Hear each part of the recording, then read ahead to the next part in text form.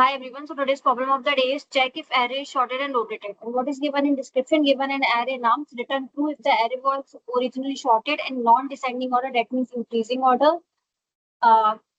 Then rotated some number of positions including zeros. Otherwise, we can return false. There may be duplicates in the original array. So what is basically given in this question? Like if we will see for this example 3, 4, 5, 1, 2. They are asking if we can rotate this array. We can do left shift any number of times. If we are able to make this array sorted, then this is sorted and rotated array. Then we can return true in that case. Otherwise, we can return false. So if we will check for this array, seeing our first example. So what is it? It is 3, 4, 5, 1, and 2. If I will do a left shift by one element, so what it will be? It will be 4, 5, 1, 2, and 3. If again I will do left shift, then it will be 5, 1, 2, 3, and 4. If again I will do one more time, then 1, 2, 3, 4, 5. I'm able to make this a sorted array. That means this is a sorted and rotated array. So we can return true in that case. Otherwise, if I was not able to make it sorted by rotating it any number of times, then I can return false. If I will check for the constraint is like the length of the array will be less than equals to 100. If coming to the solution, that how we can solve it. Like we got to know what we need to do. Like we need to check if the array is sorted and rotated. But how we need to do it in a solution, like how we will be able to find if our array is rotated and sorted.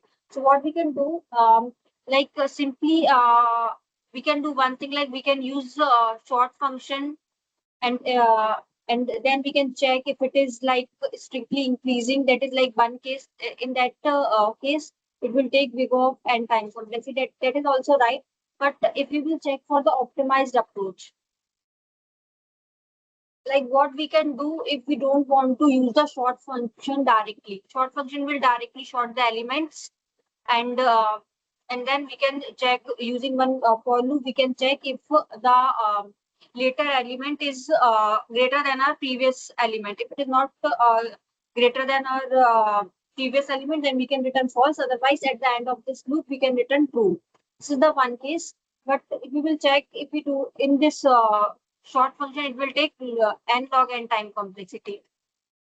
But if we will see for the optimized approach, if we can solve it for the less time complexity, then what we can see, if our array is 3, 4, 5, 1, and 2 something, then if I will rotate it by some element, then we are able to see that this is breaking from here. Like if we will shift these element at the back side, then we are able to make this as rotated, because this array is sorted and this is sorted. Only it is breaking here.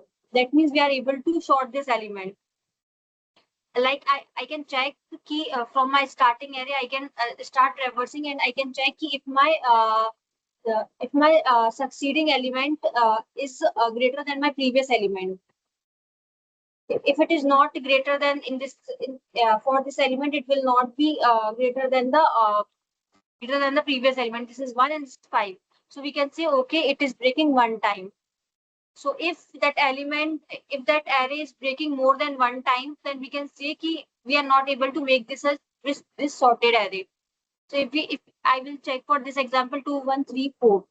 So 2, 1, 3, 4. If I will try to do any shift, then it will be something like 1, 3, 4, 2. Then it will be 3, 4, 2, 1. We are not able to make this a sorted array.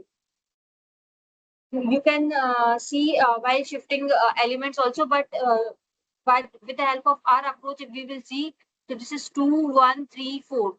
So if we will see this one is not greater than this 2, so count is 1. That means one element is failing this increasing order sequence.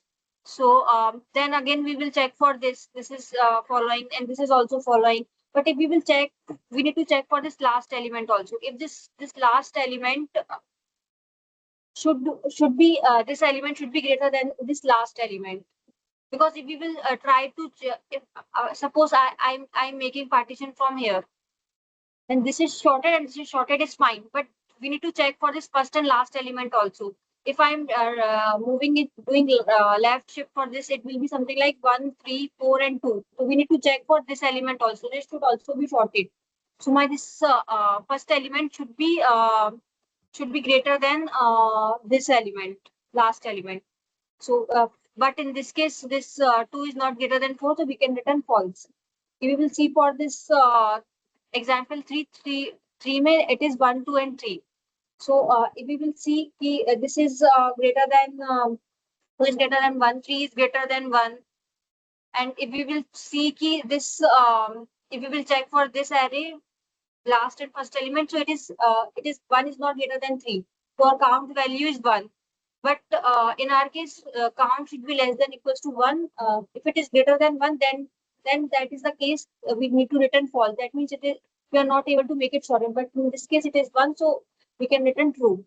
The same thing I have done in my solution. Like solution is easy only. I have initialized count. Count is showing what count is showing that how many times this array is breaking.